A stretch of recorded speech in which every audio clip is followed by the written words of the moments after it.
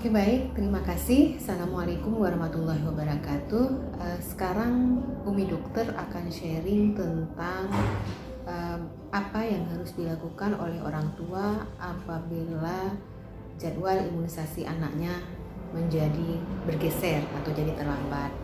Nah, sebenarnya tidak ada istilahnya imunisasi terlambat. Dalam arti kapanpun anak dibawa untuk imunisasi tetap boleh diberikan ya. Jadi nanti akan diatur jadwalnya sesuai dengan jenis vaksinnya seperti itu. Nah, contohnya seperti ini ya. Untuk berbagai jenis vaksin, misalkan DPT ya, kemudian MR ya, kemudian vaksin yang lain.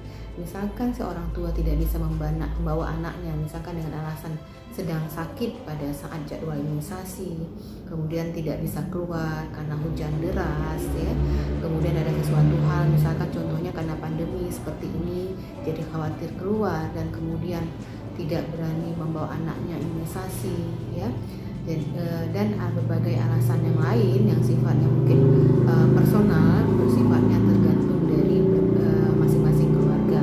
Jadi prinsipnya tetap boleh diberikan kapanpun si pasien ini datang. Tentu nanti membawa buku catatan imunisasinya, jadi dokter ataupun petugas imunisasinya bisa tahu vaksin apa saja yang belum diberikan. Seperti itu. Nah, mungkin ada beberapa vaksin yang tidak bisa diberikan kalau di luar waktu. Contohnya vaksin BCG. Vaksin BCG itu jadwalnya diberikan pada saat bayi usia 1 bulan dan maksimal usia 3 bulan. Apabila datangnya di atas 3 bulan, boleh diberikan, akan tetapi harus dilakukan tes uji tuberkulin dulu atau tes mantu namanya. Apabila hasil tes mantu tersebut negatif, maka boleh diberikan vaksin BCG. Berapapun usia yang si bayi datang di bawah. Kemudian ada satu lagi jenis vaksin adalah vaksin rotavirus. Vaksin rotavirus itu maksimal usia untuk dosis pertama itu usia 16 minggu. Kemudian vaksin yang terakhir paling telat kita berikan untuk rotavirus adalah usia 6 bulan atau 24 minggu. Nah, selain vaksin yang saya sebutkan tadi, BCG dan rotavirus boleh diberikan. Seperti vaksin DPT, HIV, hepatitis B itu boleh diberikan kapanpun dia datang. Yang seharusnya dia jadwalnya adalah usia 2 bulan, 3 bulan, 4 bulan. Katakanlah bayinya baru dibawa di usia 6 bulan, boleh diberikan, boleh. Ya, itu kita anggap 6 bulan sebagai dosis pertama, nanti 7 bulan untuk jadwal DPT yang kedua, kemudian usia 8 bulan untuk DPT yang ketiga. Tinggal kita atur aja jadwalnya sesuai dengan jenis vaksin.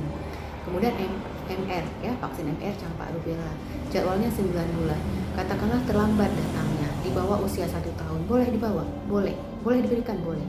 Yaitu berikan saja MR ini pada usia 1 tahun, kemudian jadwal ulangannya nanti minimal paling cepat ke 6 bulan dari jadwal pertama ya. Jadi nanti boosternya paling cepat ya usia 18 bulan sesuai dengan jadwal dia yang seharusnya. Jadi semua vaksin boleh diberikan kecuali yang saya sebutkan sebelumnya tadi itu tidak ada masalah. Tetap bisa kita melengkapi jenis vaksin yang belum lengkap untuk anak-anak kita. Jadi jangan khawatir dan mulai sekarang supaya bisa melengkapi imunisasi anak-anaknya yang masih tertinggal atau terlupakan atau terlewatkan seperti itu. Nah, sebaiknya Umi Dokter harap tidak menunda lagi. Walaupun memang kita tahu pandemi kita ini yang kita tidak tahu kapan akan berakhirnya, sebaiknya dibawa saja, tentu dengan mematuhi protokol kesehatan. Kalau memang ke posyandu atau ke puskesmas, pihak puskesmas itu sudah mengatur jadwal kedatangan ya. Kemudian si ibu memakaikan untuk anak di bawah 2 tahun memakaikan face shield pada anaknya, si ibunya memakai masker, kemudian sampai di rumah dicuci tangan terus, bersihkan, ganti pakaiannya ya. Kemudian kalau misalkan ke dokter juga bisa menghubungi biar diatur jadwal kedatangannya seperti itu.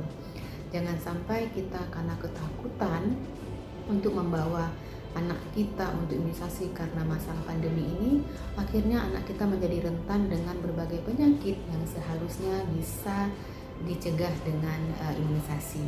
Demikian dari ini dokter. Assalamualaikum warahmatullahi wabarakatuh.